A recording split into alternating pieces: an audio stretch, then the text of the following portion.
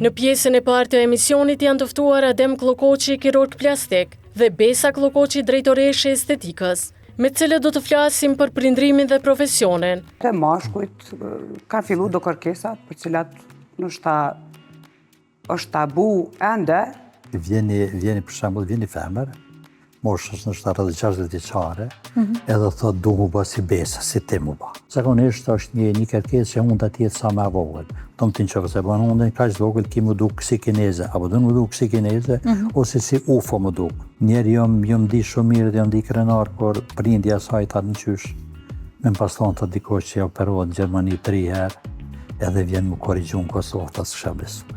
Ndërsa në pjesën e dytë e emisionit është ftuar Mirjeta Pestisha, psikologe, e cila do të flasë për përdorimin e telefonit nga fëmijët dhe efektet negative. Një gjë tjetër shqetësuese e cila vlen të cekët është kur telefoni po përdoret si një shqetësues artificial. Në moshën 0 deri në 18 vjeç, fëmijët nuk duhet të kenë qasje asnjëse me ekranet. Në shumë raste ka pasur tentime të vetvrasjeve personat apo fëmijët nga kontrolli i tepërt i prindërve.